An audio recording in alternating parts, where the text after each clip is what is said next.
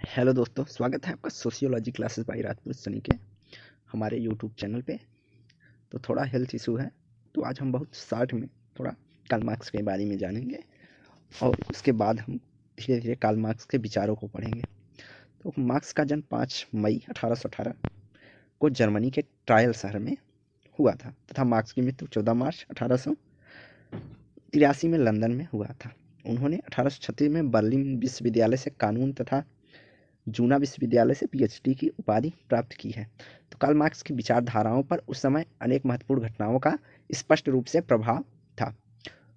पूंजीवाद के विकास हो जाने के कारण यूरोप में कई देशों के सामंतों भूदासों के बीच संबंधों के अवशेष अधिकारिक रूप से हरास असह्य बन चुके अर्थात असहने लायक बन चुके थे और हर कहीं अर्थात कई जगहों पर बड़े बड़े पैमाने पर पूंजीवादी उद्योगों का जन्म और विकास हो रहा था, जिससे किसानों और दस्तकारों अर्थात छोटे तबके लोगों का स्थिति में काफ़ी गिरावट आई और सर्वहारा वर्ग पैदा हो गया। यह एक ऐसा वर्ग था जो कि उत्पादन के सभी साधनों से वंचित था।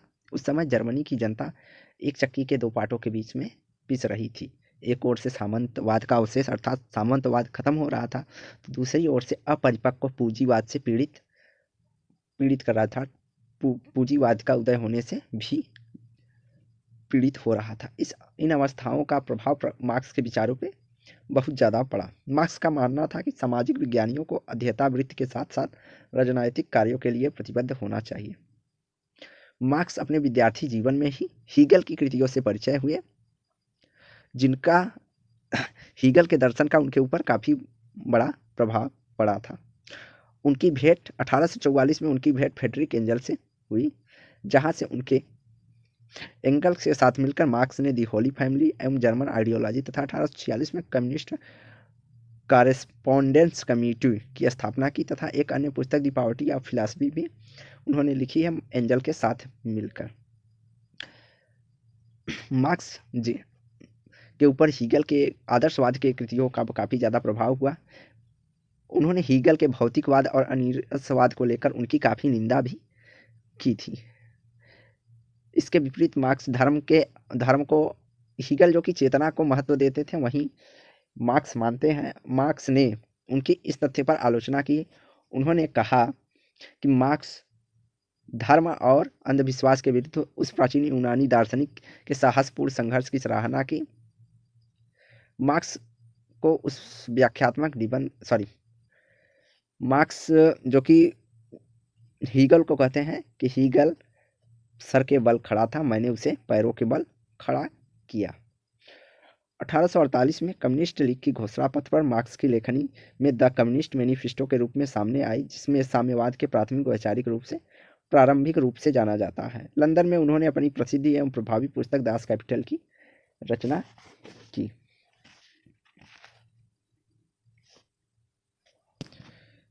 मार्क्स ने अपने विचारों को वास्तविक जगत, जिसमें उन्होंने मौलिक जगत की संज्ञा दी है, को केंद्र में रखा तथा उसके परिप्रेक्ष्य में अपने संघर्षवादी विचारों को प्रस्तुत किया। मार्क्स का संघर्षवादी सिद्धांत द्वंदात्मक भौतिकवाद, ऐतिहासिक भौतिकवाद, अतिरिक्त मूल्य, परईकरण, वर्ग चेतना, परकीयकरण अर्थात एलियनेशन, वर्ग चेतना, क्लास कॉन्शियस सोसाइटी आदि जैसे मौलिक अवधारणाओं को व्यवस्थित एवं वैचारिक समन्वय पर आधारित किया है।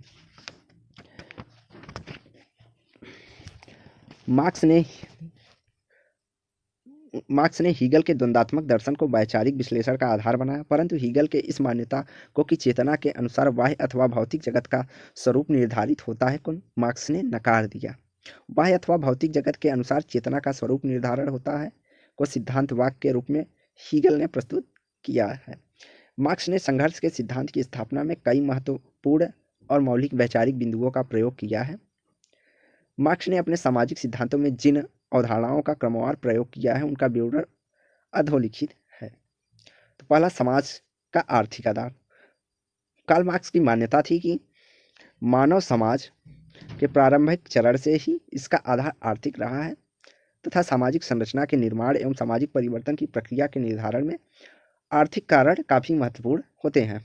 इसे और भी स्पष्ट करते हुए मार्क्स ने लिखा कि इस दृष्टिकोण को किसी भी सामाजिक व्यवस्था में 4 प्रमुख पहलुओं के रूप में देख सकते हैं। तो मार्क्स ने कहा है कि सभी समाजों में, सभी चरणों में आर्थिक कारण बहुत ही महत्वपूर्ण रहा है। उन्होंने कहा समाज के निर्माण आर्थिक कारणों के कारण ही हुआ है। जहाँ पर जैसे ही आर्थिक संसाधन या आर्थिक तत्व पाए जाते हैं वहाँ का समाज उस हिसाब से बढ़ा है। मार्क्स उत्पादन की पद्धतियाँ, मोड ऑफ प्रोडक्शन। मार्क्स सामाजिक व्यवस्था के 4 पहलुओं की चर्चा करते हैं। उनमें पहला है उत्पादन की पद्धतियाँ, मोड ऑफ प्रोडक्शन। उत्पादन की भौतिक शक्तियाँ, मटेरियल फोर्स ऑफ प्रोडक्शन। उत्पादन के संबंध, रिलेशनशिप्स ऑफ प्रोडक्शन। वैधानिक एवं राजनैतिक अधिसंरचना, legal and political superstructure. आगे लिखते हैं मार्क्स, उत्पादन की शक्तियाँ समेकित रूप में समाज की आर्थिक संरचना का निर्माण करती हैं जो समाज के वास्तविक नींव होती हैं। तो उत्पादन की शक्तियों को के द्वारा समाज का निर्माण होता है जो कि समाज के नींव के रूप में मार्क्स देखते हैं।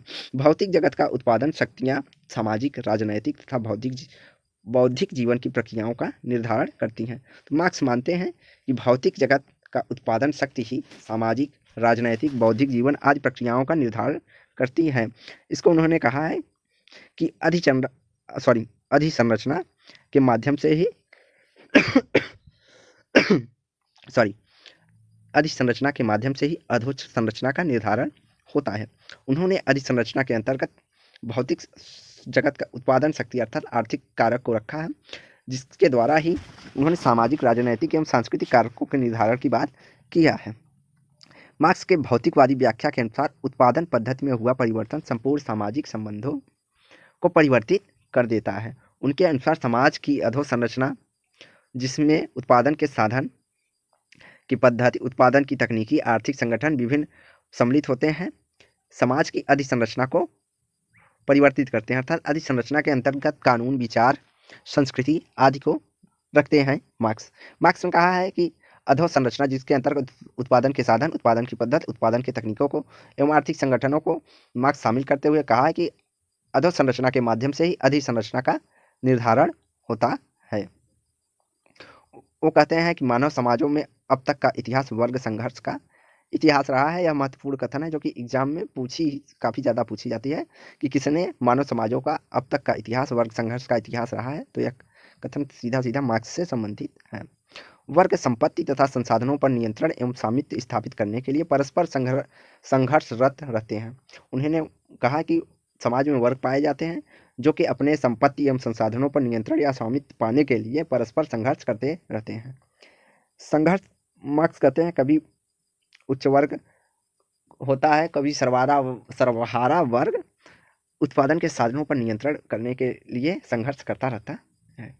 वह प्रक्रिया सामाजिक व्यवस्था का एवं सामाजिक संरचना में संघर्षजन्य परिवर्तन लाती रहती है। उन्होंने कहा कि वर्ग संघर्ष से ही माध्यम से सामाजिक व्यवस्था में एवं सामाजिक संरचना में परिवर्तन होता है।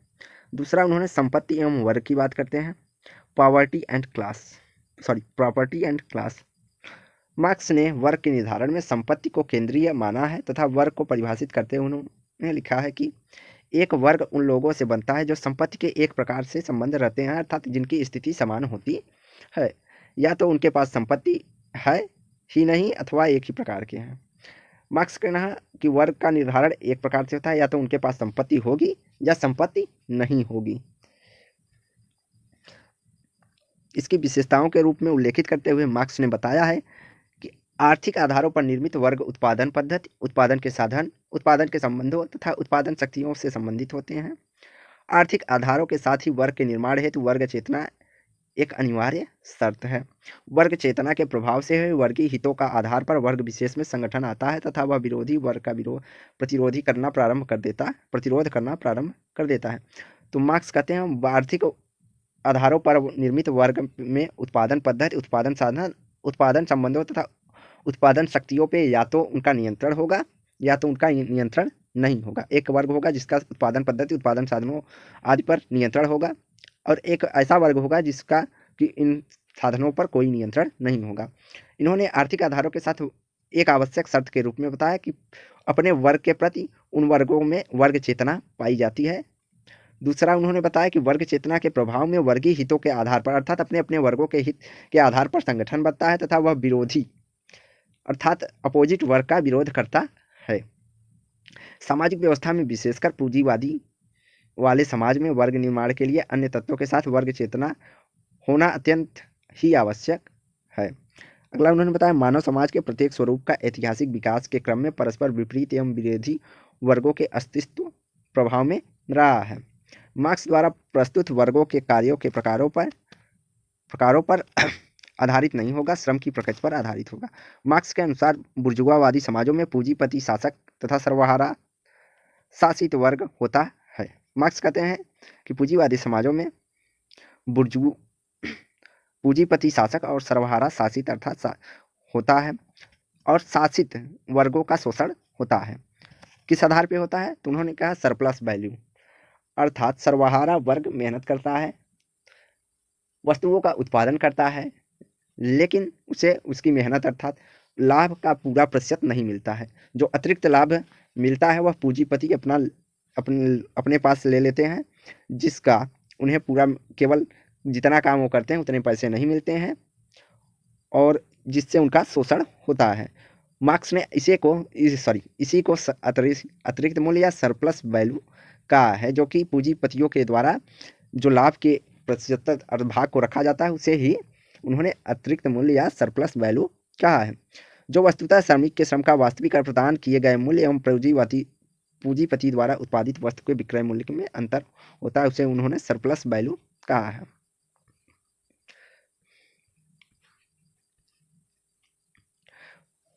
पूंजीपति से लाभ की संज्ञा देते हुए मार्क्स की दृष्टि में प्रायः नैतिकता से परे होता है। पूंजीपति इसे लाभ की संज्ञा देते हैं, लेकिन मार्क्स कहते हैं कि यह नैतिकता के परे है कि उनके उत्पादन वे करते हैं, मेहनत सभी वे करते हैं, लेकिन जो लाभ होता है वह पूंजीपति लेता है, या अनैतिक मार्क्स मानते हैं। मार्क्स कहते हैं अब तक के सभी प्रमुख आर्थिक व्यवस्थाओं में विशेषकर एक वर्ग विशेष के हितों का ही प्रश्रय दिया जाता है ताकि वे अन्य वर्गों का शोषण कर अपनी भौतिक समृद्धि को बनाए रख सकें। स्वतंत्र व्यक्ति और गुलाम, सामंत और आसामी, स्वामी एवं दास, दूसरे शब्दों में शासक और शासित एक दूसरे के विपरीत खड़े वर्ग हैं जो एक दूसरे से कभी खुले तो कभी छुपे हुए रूप से संघर्ष अनुरोध लगे हमेशा करते रहते हैं। मार्क्स कहते हैं कि सामंत व्यक्ति और गुलाम सभी समाजों में पाया जाता है, जैसे व्यक्ति एवं गुलाम, सामंत और आसामी, स्वामी और दास के बीच संघर्ष, और दूसरे शब्दों में शासक एवं शासित वर्गों के बीच हमेशा प्रत्यक्ष या अप्रत्यक्ष रूप से संघर्ष चलता रहता है। तो आज की वीडियो यहीं समाप्त करते हैं। वीडियो को लाइक एंड शेयर करें, चैनल को सब्सक्राइब करें। धन्यवाद। कल हम देखेंगे वैचारिकी अलगाव आइडियोलॉजी एवं एलिहेलेशन के बारे में, मार्क्स की अवधारणा को पढ़ेंगे। तो वीडियो अच्छी लगे तो वीडियो को लाइक एंड शेयर करें, चैनल को सब्सक्राइब करें। धन्यवाद। थोड़ी हेल्थ इशू के कारण वीडियो नहीं बन पा रही है, तो उसके लिए सॉरी। थोड़ा वॉइस में भी प्रॉब्लम हुआ होगा, तो उसके लिए सॉरी।